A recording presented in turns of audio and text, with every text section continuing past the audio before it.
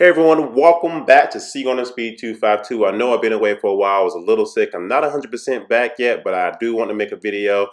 Sorry if my voice sounds a little cracky because I'm still trying to get over this little cold. But if you have not subscribed to the channel yet, please do. My name is Clarence and this is Seek on the Speed 252 and welcome back to another episode. I hope you all have doing great. We're definitely supposed to be getting some bad weather here, like some snow and stuff. So that's going to pretty much put a damper on me driving the Corvette for a little while. But oh well, I'm going to try to make as many videos as I possibly can for you all because I love each and every one of you. And I'm just so glad to be making another video and be able to talk to you all again. But this video is about the C8 mid-engine Corvette and the ZR1 and why the C8 Corvette has been delayed.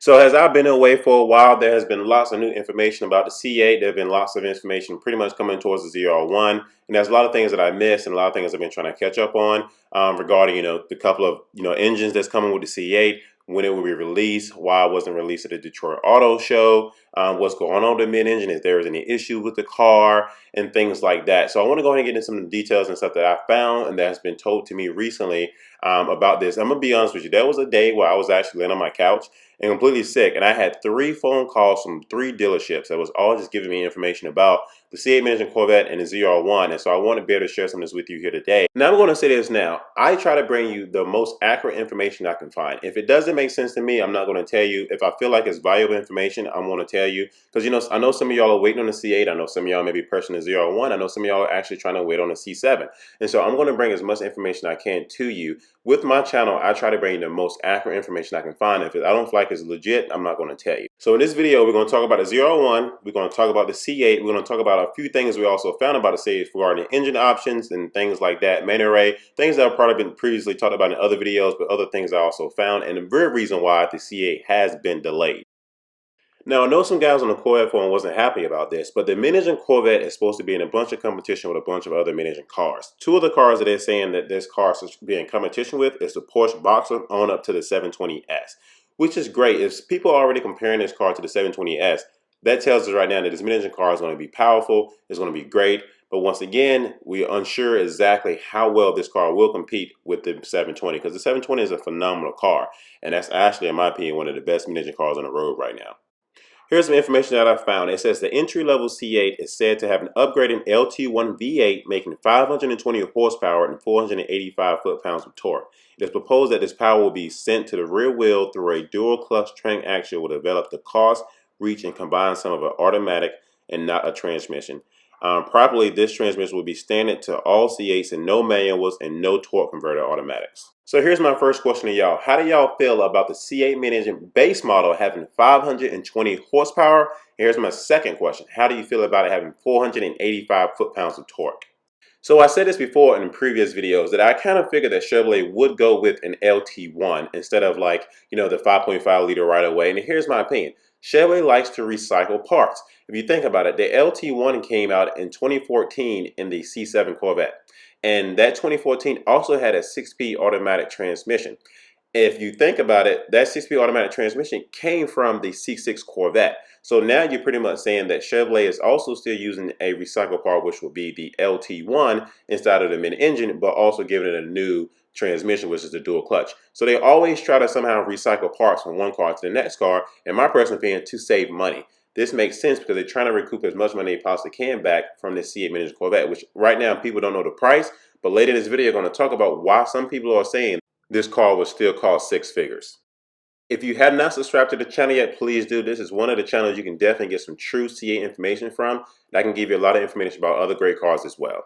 So they're still pretty much stating that the C8 interior will look freaking crazy. They said it will be an upscale from pretty much the C7, but it won't be as good looking as all the rivalry other cars. I'm assuming like the Lamborghinis and Ferraris and stuff like that.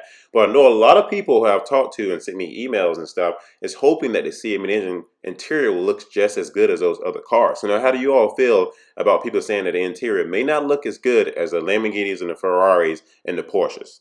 So after reading this next paragraph, I was a little shocked, and I'm kind of curious to see what you all's opinion is about this. I'm going ahead and read this to you now. Chevrolet will allegedly advance the Camaro in 2021 to fill in the shoes left over for the C7 Corvette retirement. And this vehicle is said to be as groundbreaking as the C8 Corvette, but they declined to elaborate, stating the info that on this vehicle in another forum for another day.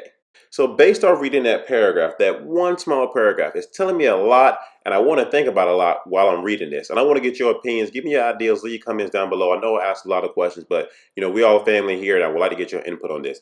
That paragraph is pretty much stating that in 2020, that will probably be the last part of the front engine Corvette. And in 2021, they're hoping to, I guess, pretty much put the Camaro and the Corvette together as one car.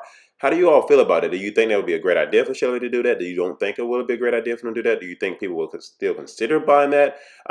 That ideal of a Camaro being a Corvette at this point? I mean, and it pretty much tells us too that this mid-engine car will probably be one of their most expensive cars if they're completely getting rid of the front engine Corvette and then also mixing that with a Camaro somehow. I mean, I can see that happening, but I'm kind of curious to see exactly how Chevrolet is going to pull this off.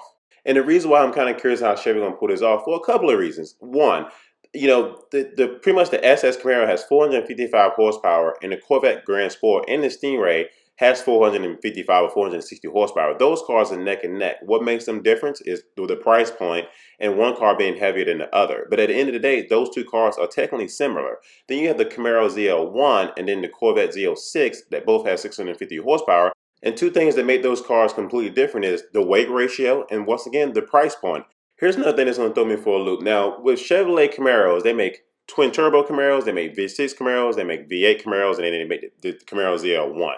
Would they go away with all those other cars and only make this, this big beast Camaro that's going to go inside with the Corvette? Like, how do people feel about that? Because there are a lot of people out there that drive the V6 Camaros and the V8 Camaros. It sounds like Chevy is actually going away with a lot of their cars and have a lot of things in the mix, which could be good and which could be bad. And I'm kind of curious on how this is going to help GM in the long run, because truly a lot of people buy those twin turbos or V6s and V8s, and some people just buy basic, Stingray. And if you're going to mix a Stingray with a Camaro, I don't know how people are going to feel about that and what will be the price point on that car. So that's just my personal opinion. Give me your input on how you feel about Chevrolet going about that. But I can tell you right now, a lot of people are not happy with GM because they're not liking the 2020 Silverados. I've seen photos right now of the 2020 Silverados and people like it is ugly. They don't want to buy one and things like that. And they already said they do not like the current new, Camaro. So, that's two cars that GM has technically built that people are not liking. So I'm kind of confused on how they're going to go about, progressing with the new Camaro and the new trucks if people aren't already liking them. But I mean, there will be some people that will still buy them. Once again, if you have not subscribed to the channel, we would love to have you. Recently there have been some information leaked about the C8 mid-engine Corvette key fob and about the Cadillac key fob, and people are still kind of curious whether or not this will be a Cadillac, whether or not this will be a Corvette. I personally think it's going to be neither one. I think Chevrolet, for some reason, this is my opinion, but I also kind of got some information from some friends of mine that I think this Corvette will be a separate thing from Chevrolet. Supposedly, this will be a separate vehicle from Chevrolet, and this is going to be in its own world. They want this car to actually be able to compete with the McLarens, with the Ferraris, and Lamborghinis. So does this mean this car is going to be in a six-figure price range? Most likely, and that means that they're going to pretty much price this car out of a lot of people's price range if they want this car to compete with the Lamborghinis and the Ferraris and the Porsches. And obviously, they made the previous gen Corvettes to do that, to be able to compete with the Lamborghinis. Like the ZR1 killed the Ford GT. So my thing is like this: why would Chevrolet want to go from their main customer base to make this car that they already created cars is already doing this? And don't get me wrong, some people love mid-engine cars and some people don't. But at the end of the day, I'm kind of confused on what Chevrolet's model plan is for this mid-engine Corvette, if it's going to be outside of the Chevrolet brand at this point. So let's go ahead and get into the meat and potatoes of this video. And why is the C8 mid-engine Corvette being delayed? Well, here it is. The C8 mid-engine Corvette is being delayed because of the 2019 ZR1. And some of you are going to ask, like, why is the C8 mid-engine Corvette being delayed because of the Corvette ZR1? Like, they don't have anything to go inside each other. They're two different cars. You are right. They are totally two different cars. But there are a number of reasons why the C8 mid-engine Corvette is being delayed. I don't think it's going to be showed at the Detroit Auto Show. And people want to ask, is there anything wrong with the C8 mid-engine Corvette? Is it not ready? The C8 mid-engine Corvette is completely ready. After talking with some of my friends, some of my sources, the C8 mid-engine Corvette, there's nothing wrong with it whatsoever. It's sitting in the room right now ready to be shown, but it cannot show this car due to the Corvette ZR1. It's the 2019 Corvette ZR1. It's pretty much a one-year deal. But with that being said, there's a lot of allocations out there that still has not been filled yet. So you still have people that have their allocations and they already paid their money, waiting on that $140,000 plus Corvette ZR1. So think about it this way: if Chevrolet somehow releases this car and says, "Hey, the Corvette, mid-engine will be debuted at the Detroit Auto Show," and somehow people are like, "Well, wait a minute, this car looks phenomenal. I don't even want the Corvette ZR1 anymore. I want this mid-engine Corvette." What do you think people are going to do? They're going to start taking their money back. Who is that going to hurt? It's going to hurt the dealerships. It's going to hurt the dealerships who has allocation and people waiting on their 2019 ZR1s. And we are all human. Most likely, we all always want the latest and the greatest. Now, there are going to be some Corvette ZR1 owners who do not want a miniature Corvette, and they legit only want their 2018 ZR1s. But imagine if you waited for a little while, you waited this long, and somehow the C8 miniature Corvette was debuted, and you see it, and you're thinking like, "Oh my gosh, this car looks way better than I thought it was going to look. I actually want to put in my order for this." So then you will legit cancel your order for your ZR1. That ZR1 still has to be fulfilled, but that also leaves the dealership stuck with that ZR1. So now the ZR1 has to be priced down, because if you think about it, this is why people are still saying this mid-engine Corvette is going to cost $140,000, because it's going to compete with the current ZR1. So if you have two cars that's selling $140,000, people probably most likely going to buy the new car, which is the C8 mid-engine Corvette, then buy the Corvette ZR1. So these dealerships going to have to price these ZR1s at like maybe 20 grand, 30 grand below MSRP. They're going to lose a lot of money on it. So GM is kind of thinking smart and looking out for the dealerships and not releasing this car. The next auto show will most likely be the New York Auto Show, which is where the very first Corvette was debuted at, which is completely fine. There's nothing wrong with that. Debut the car wherever you want to within the United States, because a lot of people was mad about them debuting the ZR1 over in Dubai. It doesn't matter. I just want to see the Corvette mid-engine in period. But that is the reason why the Corvette ZR1 is delaying the mid-engine Corvette, because there's a lot of allocation that does not been fulfilled yet. I actually have a friend of mine who is waiting on his Corvette ZR1 right now, and he's been waiting for this entire year and still hasn't gotten it yet. And so these allocations supposedly has to be fulfilled by April of next year. And another thing that put this car behind is the carbon fiber. The people that make the carbon fiber for the Corvette ZR1 are still behind in making that material. So once again, that's another reason why they are so behind with making this car. So yes, that is the reason why the C8 mid-engine Corvette was delayed, because of the Corvette ZR1. Thank you all for pushing that play button. I'm glad to be back. I'm still feeling a little, sick, so my voice may sound weird. But if you have not subscribed to the channel yet, please do. I'm hoping to start, releasing more videos next week. I may release one tomorrow, unsure yet, but I'm definitely want to start back next Monday. I hope you all have a good weekend, and I catch you in another episode of Seek on the Speed 252.